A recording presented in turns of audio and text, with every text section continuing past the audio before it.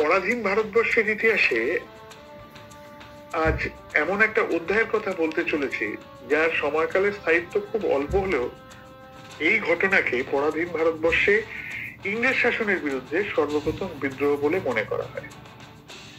আমরা জানি যে 1799 খ্রিস্টাব্দের 4 মে শ্রীরঙ্গপত্তমে ইংরেজ বাহিনীর সঙ্গে লড়তে লড়তে মহীশূরের শেষ নবাব টিপু সুলতান শহীদ হন এবং ইংরেজরা এই সময় টিপুর পরিবারের সমস্ত মানুষকে তামিলনাড়ুতে অবস্থিত ভেলোর দুর্গে স্থানান্তরিত করে।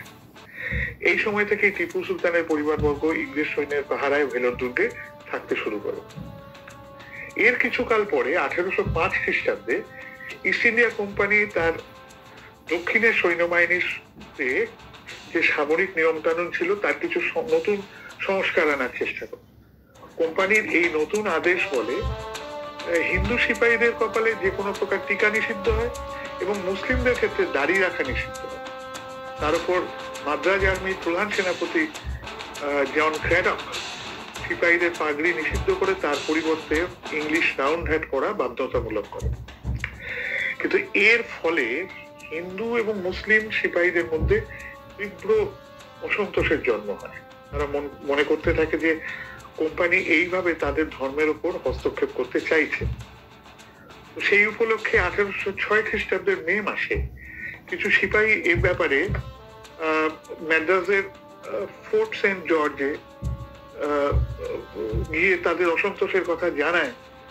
কিন্তু ইংরেজ কর্তৃপক্ষ এ কথায় আদৌ কর্ণপাত না করে ওই একজন হিন্দু এবং মুসলমান সিপাহীকে দোষী সাব্যস্ত করে দেয় এবং তাদের উপর 90 ঘা করে বেত্রাঘাতের দণ্ড দেয়। তো শুধু এইটা করেই তারা ক্ষান্ত থাকলে হতো, তারপরে তাদেরকে সেনাবাহিনী থেকেও বহিষ্কার করে দেওয়া। এই গোটা ঘটনায় কোম্পানির সিপাহীরা কোম্পানির উপর অত্যন্ত ক্রুদ্ধ হয় এবং তলে তলে ইংরেজ শাসনের বিরুদ্ধে বিদ্রোহের প্রস্তুতি নিতে থাকে। সুযোগও ঠিক মিলে যায়। 10ই জুলাই 1806 খ্রিস্টাব্দে কোম্পানির সিপাহী যারা ভেলোর দুর্গে টিপু সুলতানের পরিবারদের পাহারা দিচ্ছিল তারা অতর্কিতে বিদ্রোহ ঘোষণা করে। তার ঠিক আগের দিন অর্থাৎ 9ই জুলাই টিপু সুলতানের এক কন্যার বিবাহ উপলক্ষে সেই সময় ভেলোর ফোর্টে অনেক অতিথি অভ্যাগতর আগমন ঘটেছিল। সেই সময় কোম্পানির সিপাহীরাও প্রচুর পরিমাণে ভেলোর দুর্গে অবস্থান করছিল। তো এই ঠিক সেই সময় ভেলোর দুর্গে ইংরেজদের হিজ ম্যাজেস্টির 69th রেজিমেন্ট এবং 3 ব্যাটালিয়ন মাদ্রাজ ইনফ্যান্ট্রি রেজিমেন্ট এই ভেলোর দুর্গে পাহারার কাজে বহাল ছিল। তো 10ই জুলাই এর ভোর রাত্রে সিপাহীরা অতর্কিতে ইংরেজ সেনা ছাউনি আক্রমণ করে এবং সেখানে 14 জন ইংরেজ অফিসার এবং 115 জনকে সৈন্যকে হত্যা করে এবং অত্যন্ত শীঘ্রই ভেলোর দুর্গের দখল নিয়ে নেয়। বিদ্রোহীরা ভেলোর দুর্গের দখল নিয়ে ক্ষান্ত থাকে না, তার উপরে উঠতে থাকা ইউনিয়ন জ্যাককেও নামিয়ে নিয়ে সেখানে মহীশূরের সুলতান টিপুর ব্যাঘ্রলাঞ্ছিত পতাকা উড়িয়ে দেয় এবং টিপু সুলতানের দ্বিতীয় পুত্র ফতে হায়দারকে স্বাধীন মহীশূরের সুলতান হিসেবে ঘোষণা করে। তো বিদ্রোহীরা যখন ভেলোর দুর্গ দখল করে নেয় তার সাথে সাথেই কিন্তু ইংরেজরা তার প্রতিকার করতে পারেনি। এর প্রায় 9 ঘন্টা পরে আরকট থেকে ক্যাপ্টেন রবার্ট রোলো জিলেস্পির নেতৃত্বে এক ইংরেজ বাহিনী ভেলোর দুর্গে এসে উপস্থিত হয়। তারপর শুরু হয় এক রক্তক্ষয়ী যুদ্ধ। সেই যুদ্ধে যদিও বিদ্রোহীরা দীর্ঘক্ষণ লড়েও পরাজিত হয়। এই যুদ্ধে বিদ্রোহীদের পক্ষে 350 সিপাহী মারা যায় এবং সমসংখ্যক সিপাহী আহত হয়।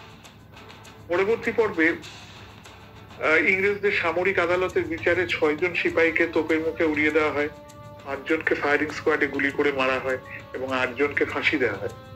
3টে মাদ্রাজ রেজিমেন্টকেই এখানে বরখাস্ত করা হয়। যেহেতু ইংরেজরা মনে করেছিল যে এই ভেলোরে এই বিদ্রোহের পেছনে টিপু সুলতানের পরিবারের লোকজনই জড়িত, তাই তারা টিপুর সমস্ত পরিবারবর্গকে এবার কলকাতায় পাঠিয়ে দেয়। পরবর্তীকালে টিপুর পরিবারের লোকজন সবাই কলকাতাতেই বসবাস করতে শুরু করে। 1806 খ্রিস্টাব্দে ভেলোরের এই সিপাহী বিদ্রোহকে অনেক ঐতিহাসিক ব্রিটিশ শাসনের বিরুদ্ধে ভারতবাসীর সর্বপ্রথম বিদ্রোহ বলে মনে করেন। এর 50 বছর পরে 1857-তে ভারতে মহাবিদ্রোহ শুরু হয়, যেটা সিপাহী বিদ্রোহের নামে আমরা জানি আর কি। 1806 সালে ভেলোরের এই বিদ্রোহ পরাধীন ভারতবাসীর মনে যে অগ্নিস্ফুলিঙ্গের সৃষ্টি করেছিল, 50 বছর পর তাই দাবানল হয়ে সমগ্র ভারতবর্ষে ইংরেজ শাসনকে ছাড়খাড় করে দিয়েছিল। কিছু ভারতীয় শাসকদের বিশ্বাসঘাতকতার কারণে সেদিন শেষ পর্যন্ত হয়তো আমরা জয়ী হতে পারিনি, কিন্তু সারা ভারতবর্ষের মুক্তিকামী মানুষ প্রবল প্রতাপান্বিত এই ব্রিটিশ শাসকের চোখে চোখ রেখে আরো প্রায় 100 বছর লড়াই করে স্বাধীনতা ছিনিয়ে আনতে পেরেছিল। আজ স্বাধীনতা দিবসের প্রাক্কালে ভেলোর বিদ্রোহের সেই সমস্ত নাম না জানা শহীদের কথা স্মরণ করে আজ তাদের স্মৃতি তর্পণ করলাম, যারা একদিন ভারতের স্বাধীনতা সংগ্রামের প্রথম প্রদীপটি জ্বালিয়ে দিয়ে গিয়েছিল। আজ এই পর্যন্তই। নমস্কার।